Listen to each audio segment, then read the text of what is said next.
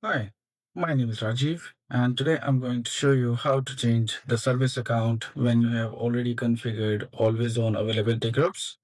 So, what steps needs to be taken, and what things you should keep in mind while changing the service account for SQL Server when you already have always on availability groups running. So, let's get started. And as you can see, I have SPNs listed over here, and my account name is core/svc underscore SQL 2022. So that's my service account through which my SQL services are running on both the replicas. Let me show you the same on secondary replica.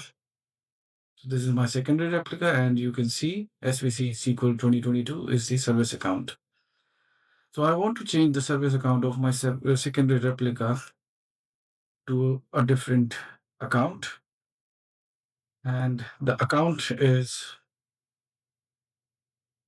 SVC 2022 underscore 1.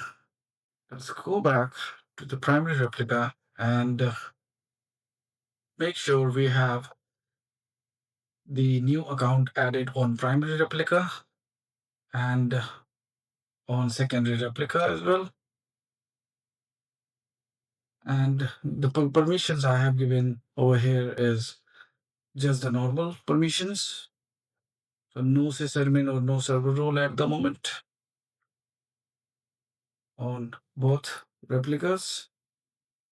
And currently there is no HADR connect authentication provided to this account. What we'll do is first, after changing the service account, we have to delete the SPNs registered with this account for my secondary replica. This is my SPN.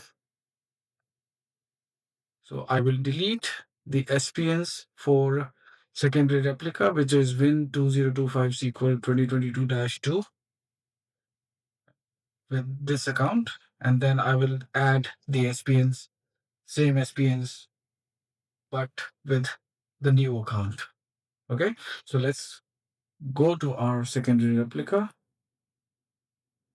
First, I will change SQL Server Agent account.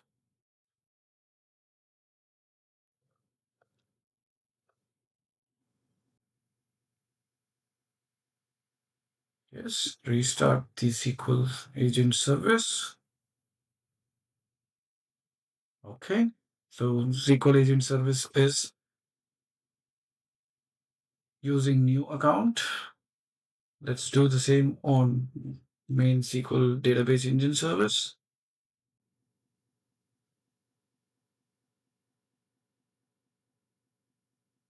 So you can delete the SPNs from either of the replica.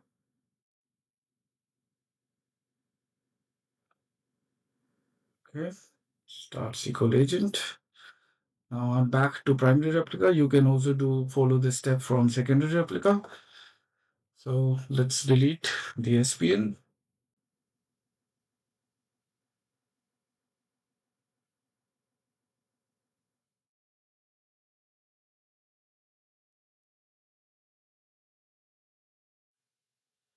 Let's verify the list. So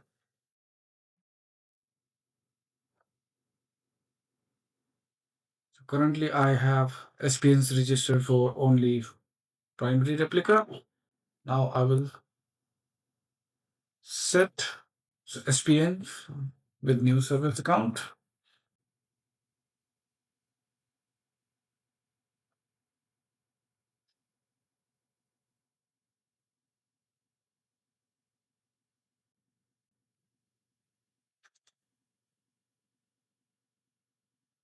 Now let's see the SPNs if they are registered. Yeah, you can see. Now let's grant permission to our connect permission on endpoint to our new service account. On secondary, I'm doing the same on primary. Let's see. Let's refresh the availability group. So as you can see, the secondary is disconnected at the moment. Let's start and stop the endpoints.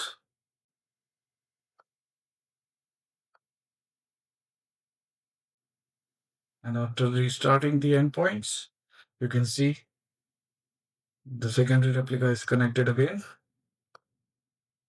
and the data is synchronized. And this is how you can change the service account for SQL Server when you have already availability group running in your environment. So if you find this video useful, please like the video and subscribe to my channel. Thanks for watching.